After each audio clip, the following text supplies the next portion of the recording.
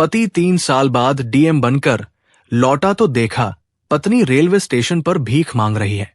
फिर सर्दियों की हल्की धुंधन से ढकी वो सुबह किसी आम दिन जैसी ही थी, लेकिन मुकेश के लिए वो उसकी जिंदगी का सबसे बड़ा मोड़ बनने वाली थी। छोटे से कस्बे बहरामपुर की तंग गलियों में जब दूध वाले की साइकिल की घंटी बजी और मंदिर की घंटियां धीरे धीरे गूंजने लगी, उसी वक्त मिट्टी की दीवारों वाले एक पुराने से घर के आंगन में मुकेश लकड़ी की टूटी कुर्सी पर बैठा अखबार के पुराने पन्ने पलट रहा था। आंखें खबरों पर कम और सरकारी नौकरी वाले कॉलम पर ज्यादा थी। हर लाइन पढ़ते हुए उसके माथे की नसें तन जाती थी, जैसे हर शब्द उसे चिढ़ा रहा हो। योग्य उम्मीदवार, प्रतियोगी परीक्षा, सीमित सीटें, और वो हल्का सा मुस्कुरा देता, क्योंकि वह जानता था कि ये शब्द उसी के लिए बने हैं।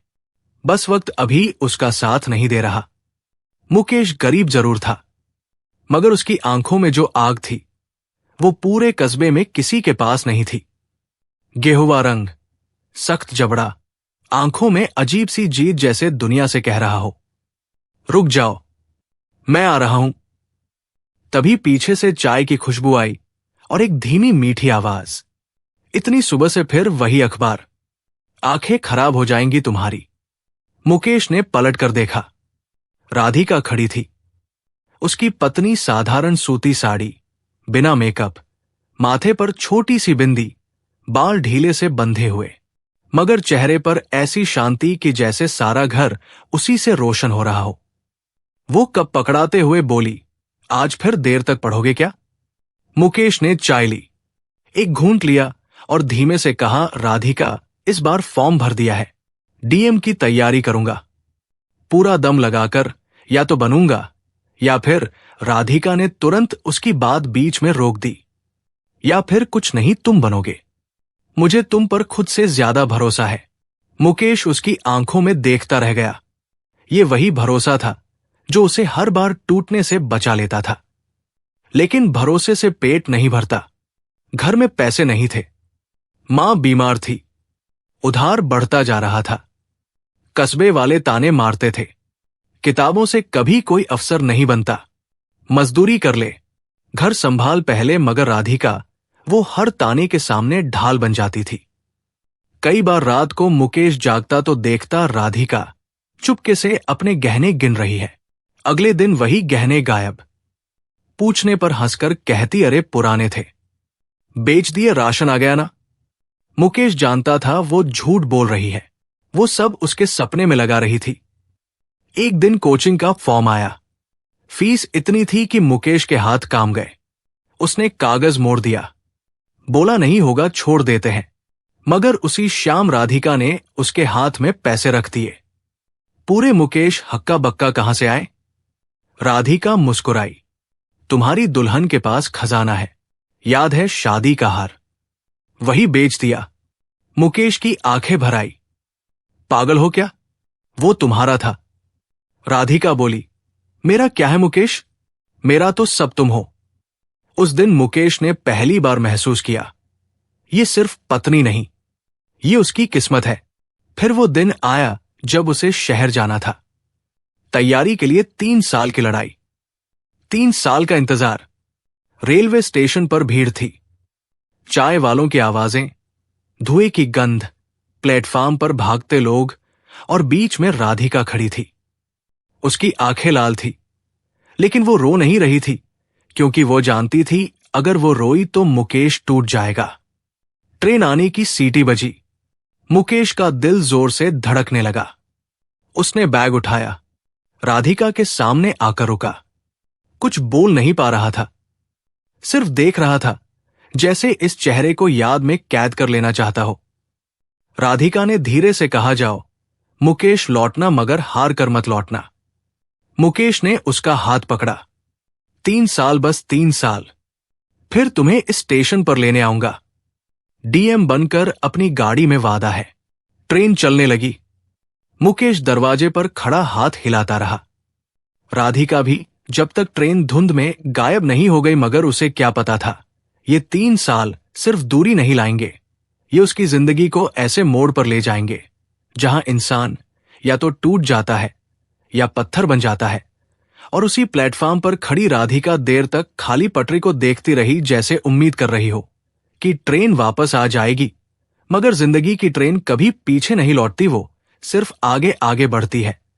और कभी कभी अपने साथ सब कुछ छीनकर ट्रेन के धुएं में मुकेश का चेहरा जैसे धुंधला होकर हवा में घुल गया था।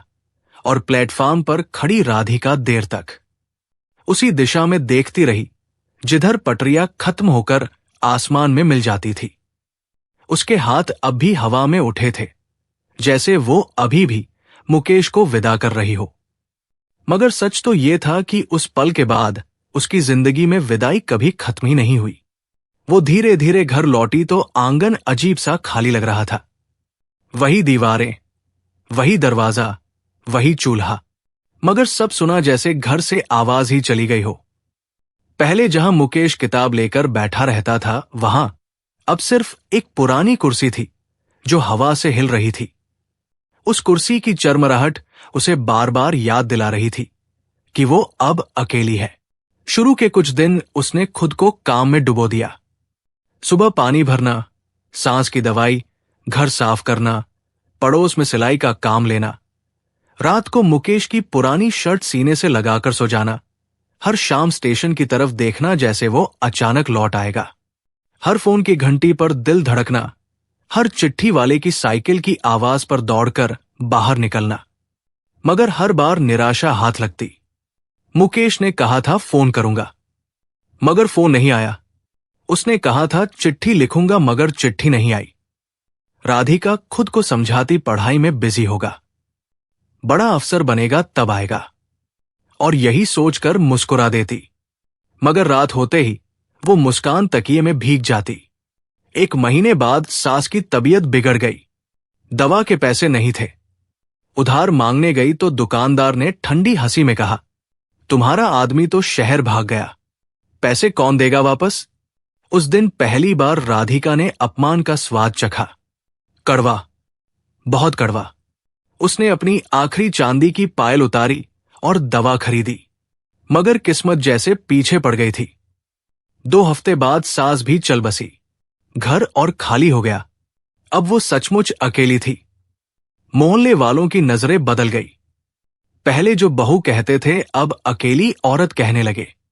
कुछ औरतें तरस खाती, कुछ मर्द घूरते शाम को दरवाजे पर बेवजह खटखटाहट होने लगी। कोई मदद चाहिए तो बताना। उनके शब्दों में मदद कम और गंदगी ज्यादा थी। राधिका दरवाजा बंद करके बैठ जाती, घुटनों में सिर छुपाकर रोती और बस एक ही नाम बुदबुदाती, मुकेश जल्दी आ जाओ। मगर समय किसी की पुकार नहीं सुनता। फिर एक दिन सूदखोर आया, हाथ में कागज, बोला तुम्हारे ससुर का पुराना कर्ज है, ब्याज मिलाकर 2 गुना हो गया, पैसे दो वरना घर जाएगा। राधिका के पैरों तले जमीन खिसक गई। उसने हाथ जोड़ लिए, भैया थोड़ा वक्त दे दो, मेरे पति आएंगे। वो हंसा, 3 साल से कोई नहीं आया, अब कौन आएगा। 2 दिन बाद सचमुच घर पर ताला लगा दिया गया। राधिका के पास बस एक बक्सा, 2 जोड़ी कपड़े और मुकेश की फोटो बची।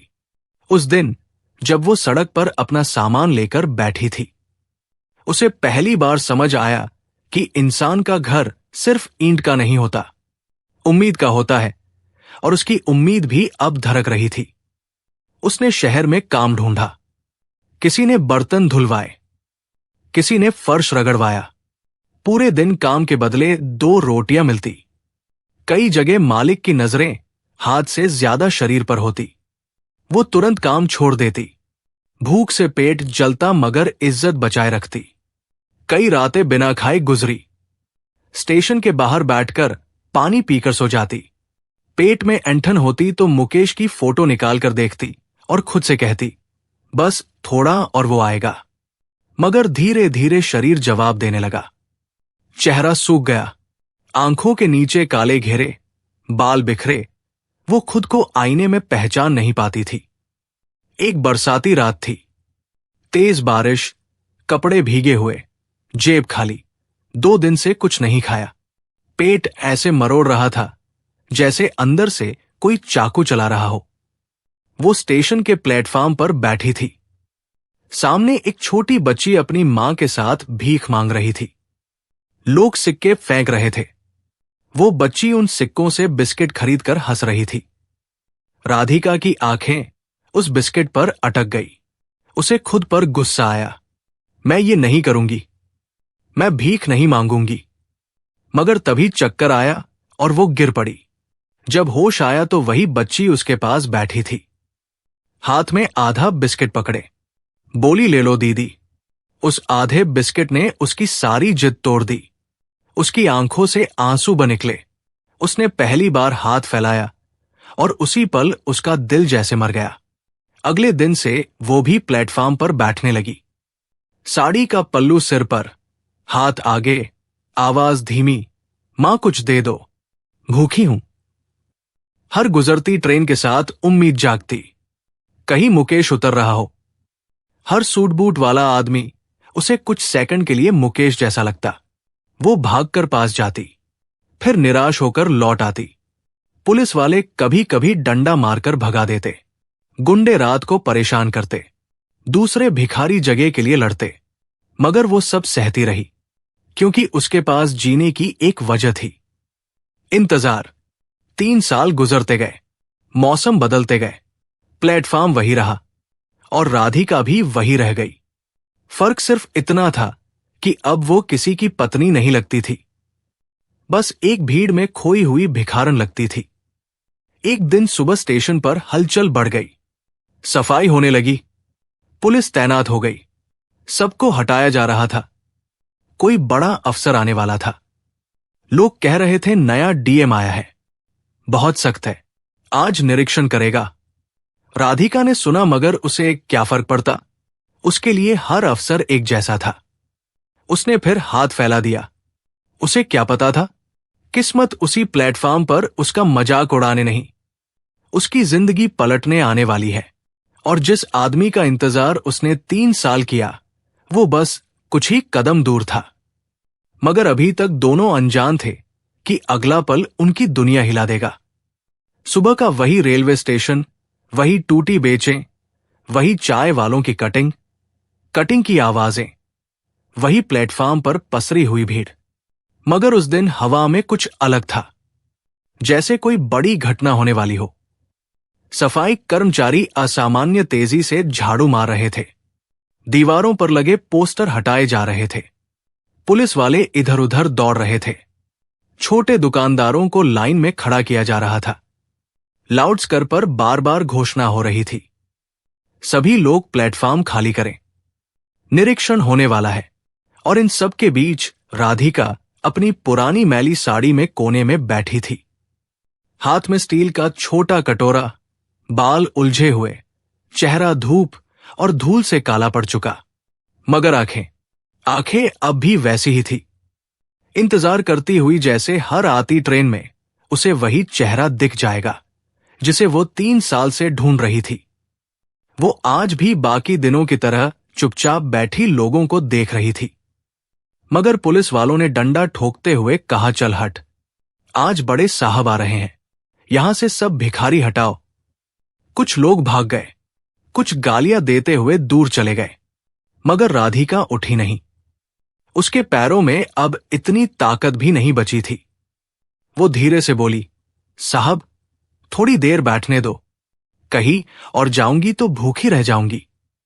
पुलिस वाला झल्लाया, समझ नहीं आती क्या, डीएम साहब का दौरा है, यहां गंदगी नहीं दिखनी चाहिए। ये गंदगी शब्द उसके दिल में तीर की तरह लगा। वो चुपचाप उठी और प्लेटफॉर्म के आखिरी खंभे के पीछे जाकर बैठ गई, जहां से वो सब देख तो सकती थी, मगर किसी की नजर उस पर नहीं पड़ती थी। उसी वक्त दूर से सायरन की आवाज आई, पहले धीमी, फिर तेज, फिर पूरी हवा को चीरती हुई। स्टेशन के बाहर गाड़ियों का काफिला रुका। सफेद चमचमाती एसयूवी, ऊपर लाल बत्ती, पीछे पुलिस की जीपें। सब लोग एकदम सीधा खड़े हो गए, जैसे किसी राजा का स्वागत होने वाला हो। स्टेशन मास्टर पसीना पोंछते हुए दौड़ा। पुलिस ने सलामी दी और गाड़ी का दरवाजा खुला। पहले चमकते जूते नीचे उतरे, फिर कड़क स्त्री की हुई पट, फिर नेहरू जैकेट, और फिर वो चेहरा तेज सख्त आत्मविश्वास से भरा, आंखों में वही आग, मगर अब उसमें ताकत भी जुड़ चुकी थी। ये वही मुकेश था, मगर अब सिर्फ मुकेश नहीं, अब वो पूरे जिले का मालिक था। डिस्ट्रिक्ट मैजिस्ट्रेट मुकेश सिंह है। 3 साल ने उसे बदल दिया था। चेहरा और परिपक्व हो गया था, चाल में रब आ गया था, आवाज में आदेश था। लोग उसके सामने सिर झुका रहे थे। कोई फाइल दे रहा था, कोई रिपोर्ट पढ़ रहा था, और वो सब सुनते हुए आगे बढ़ रहा था। हर चीज नोटिस कर रहा था। गंदगी क्यों है? टिकट खिड़की पर भीड़ क्यों है? बच्चों से भीख क्यों मंगवाई जा रही है?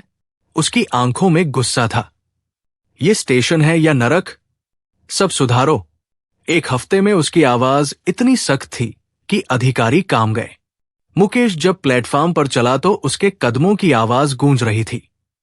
वही प्लेटफॉर्म जहां 3 साल पहले वो एक साधारण लड़का बनकर गया था, आज अफसर बनकर लौटा था। अचानक उसका दिल अजीब सा भारी हो गया।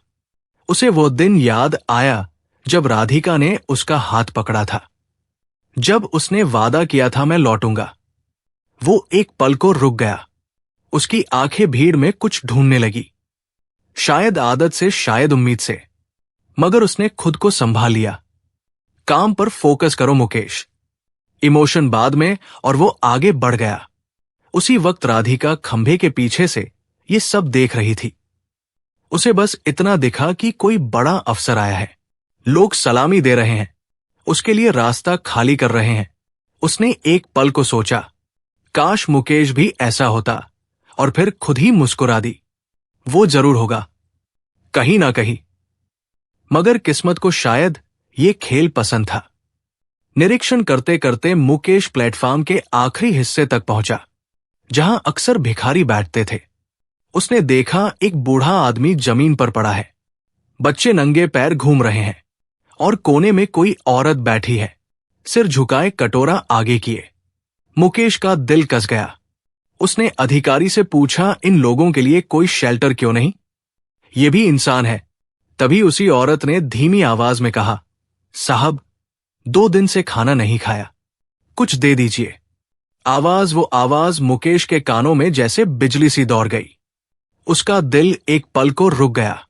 ये आवाज उसने 1000 बार सुनी थी, सपनों में, यादों में, रातों में।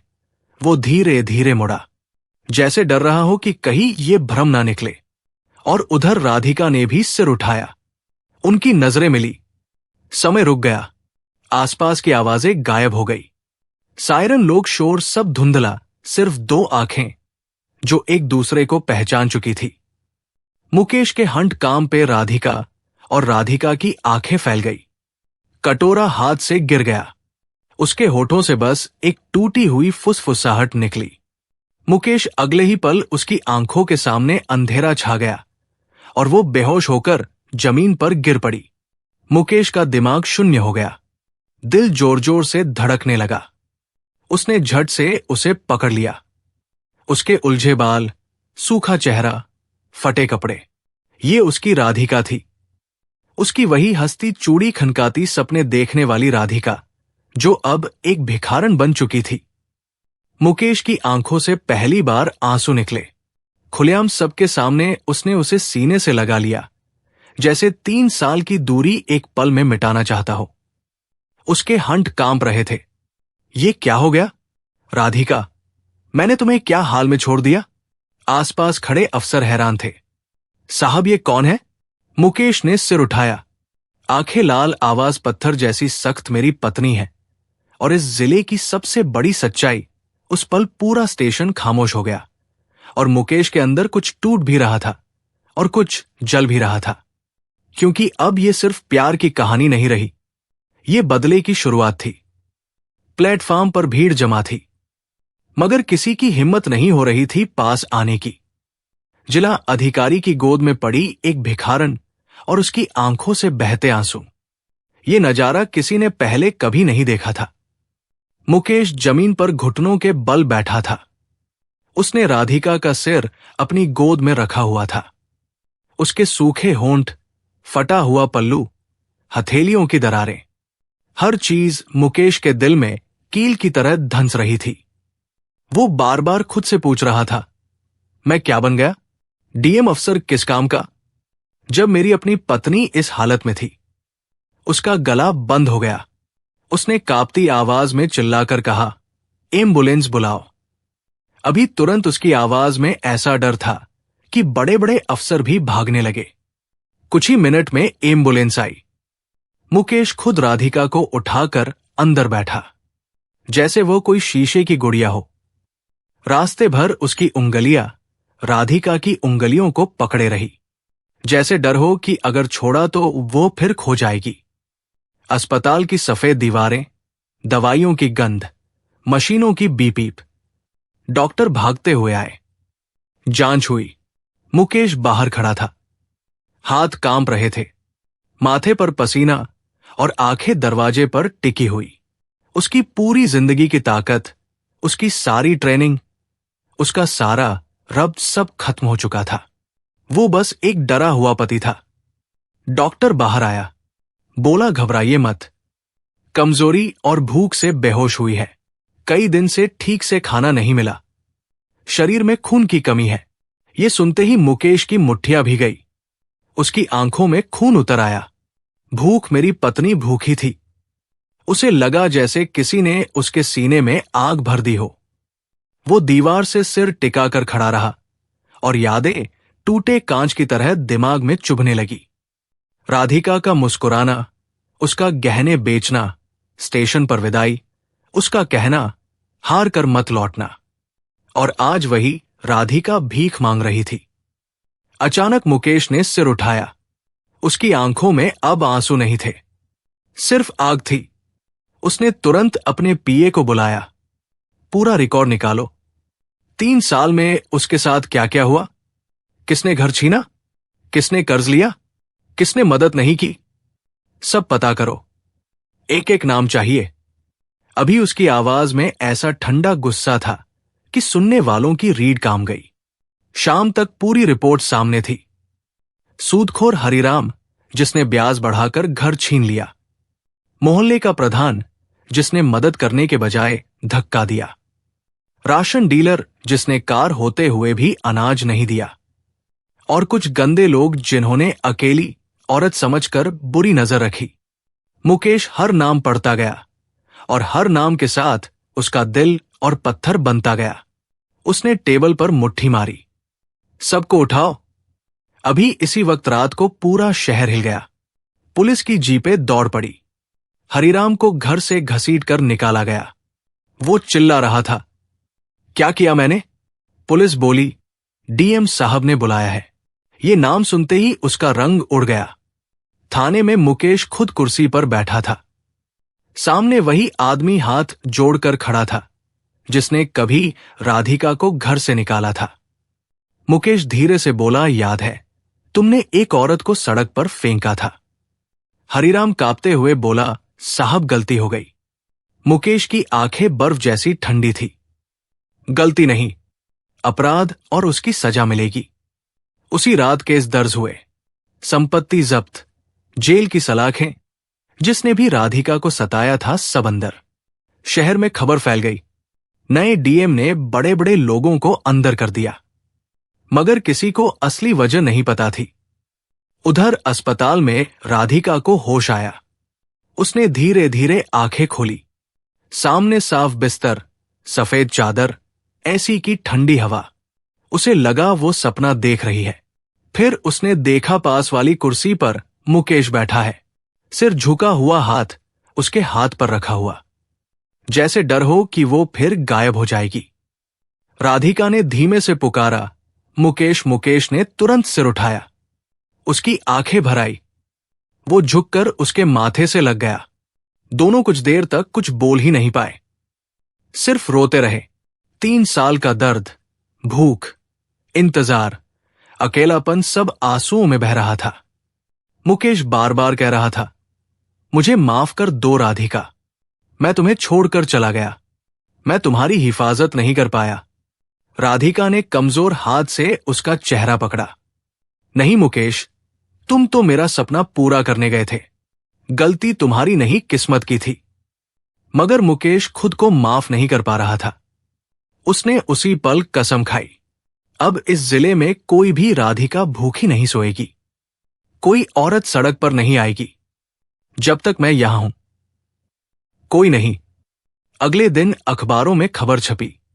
डीएम ने रेलवे स्टेशन के पास गरीबों के लिए शेल्टर होम, मुफ्त खाना और महिला सुरक्षा अभियान शुरू किया। लोग तारीफ कर रहे थे, मगर किसी को नहीं पता था कि यह सब एक पति के टूटे दिल की आग है। उसी शाम मुकेश ने राधिका को नई साड़ी पहनाई, उसके बाल संवार कर चोटी बनाई, आईने के सामने खड़ा किया।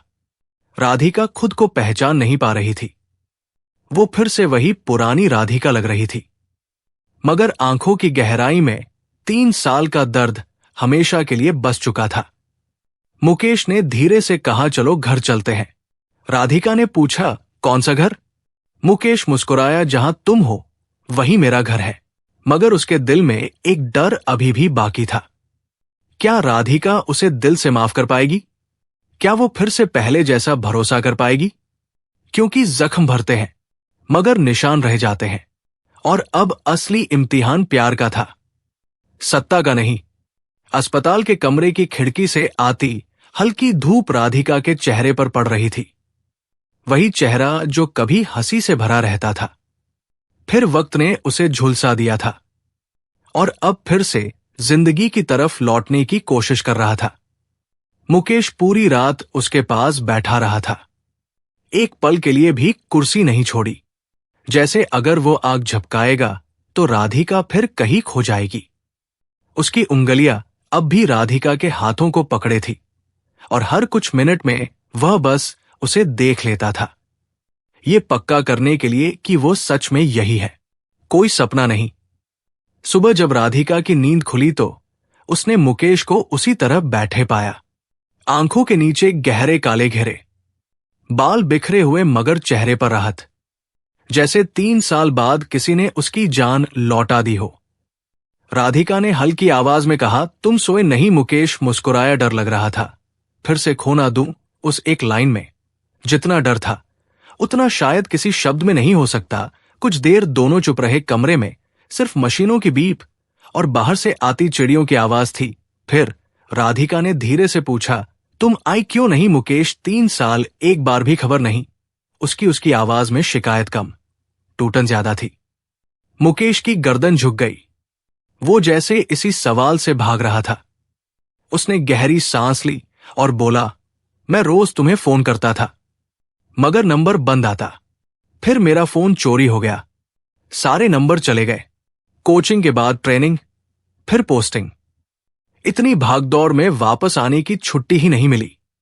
सोचा था डीएम बनते ही सबसे पहले तुम्हें लेने आऊंगा, सरप्राइज दूंगा। मगर किस्मत ने उसकी आवाज भर गई।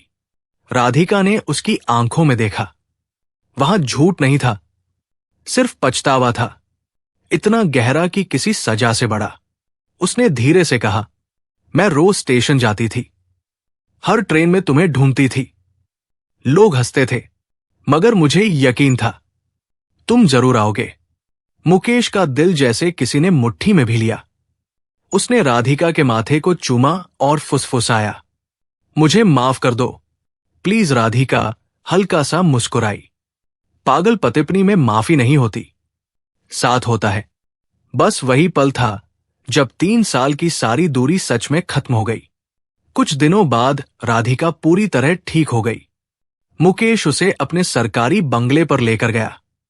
बड़ी सी सफेद कोठी, सामने लॉन, गार्ड, गाड़ियां। राधिका दरवाजे पर खड़ी सब देखती रह गई।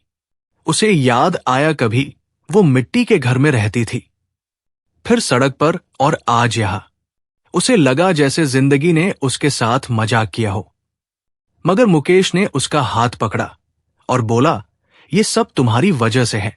अगर तुमने गहने नहीं बेचे होते तो मैं यहां नहीं होता। राधिका की आंखें भर आई, मगर इस बार ये खुशी के आंसू थे। धीरे धीरे जिंदगी पटरी पर आने लगी। मगर मुकेश बदल चुका था। अब वो सिर्फ अफसर नहीं था, वो दर्द समझ चुका इंसान था। उसने पहला आदेश दिया, रेलवे स्टेशन के पास बड़ा शेल्टर होम बनेगा, जहां कोई भी भूखा नहीं सोएगा। हर औरत को सुरक्षा, हर बच्चे को खाना और पढ़ाई। उसने खुद जाकर काम देखा, ईंटें रखवाई, दीवारें बनवाई, और जब वो जगह तैयार हुई तो उसका नाम रखा राधिका आश्रय गृह। उद्घाटन के दिन पूरा शहर मौजूद था, मीडिया अफसर लोग सब, मगर मुकेश ने माइक पर सिर्फ इतना कहा, ये मेरी पत्नी की कहानी है और मैं नहीं चाहता कि इस जिले में कोई और राधिका बने। भीड़ तालियां बजा रही थी, मगर राधिका की आंखों में आंसू थे। उसे लग रहा था जैसे उसका दर्द किसी और की जिंदगी बचाने वाला बन गया हो। शाम को दोनों उसी रेलवे स्टेशन गए, वही प्लेटफॉर्म, वही खंभा जहां राधिका बैठा करती थी। मुकेश कुछ देर चुप खड़ा रहा, फिर बोला, याद है यही वादा किया था। राधिका हंस पड़ी, और तुम सच में डीएम बनकर आए। मुकेश ने मजाक में कहा, थोड़ा लेट हो गया। राधिका ने उसका हाथ दबाया, मगर आए तो सही। हवा में ठंडक थी, ट्रेन की सीटी दूर से सुनाई दे रही थी, लोग भाग रहे थे, जिंदगी फिर से चल रही थी। मगर इस बार दोनों अकेले नहीं थे, साथ थे। मुकेश ने जेब से वही पुरानी फोटो निकाली जो राधिका सालों से संभाल कर रखती थी। उसने फोटो को देखा और कहा, देखो ये हम थे। और अब राधिका बोली, अब भी वही है, बस मजबूत हो गए। दोनों हंस पड़े। उसी प्लेटफॉर्म पर खड़े खड़े मुकेश ने धीरे से कहा, भगवान अजीब है ना, पहले सब छीन लेता है फिर सब लौटा देता है ताकि हम दूसरों का दर्द समझ सके।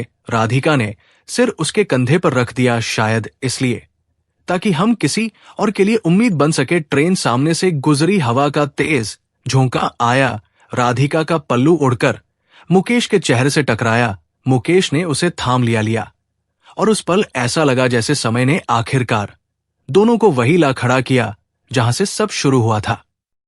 मगर इस बार हाथ छूटने के लिए नहीं, हमेशा के लिए पकड़ने के लिए। जिंदगी ने उन्हें गिराया जरूर था, मगर तोड़ा नहीं। और अब वो दोनों मिलकर दूसरों को गिरने से बचाने वाले थे, क्योंकि कभी कभी भगवान इंसान को भूख, दर्द और अकेलेपन की आग में इसलिए झोंकता है ताकि जब वो ऊपर पहुंचे तो सिर्फ खुद के लिए नहीं, पूरी दुनिया के लिए जिए। तो दोस्तों, ये रही हमारी आज की नई कहानी। आपको ये कहानी कैसी लगी हमें कमेंट करके अवश्य बताएं। और अगर कहानी आपको जरा भी पसंद आई हो तो हमारे YouTube चैनल को सब्सक्राइब कर लीजिए और इस वीडियो को एक लाइक कर दीजिए। मिलते हैं फिर से एक नई और इंटरेस्टिंग कहानी के साथ। तब तक के लिए धन्यवाद।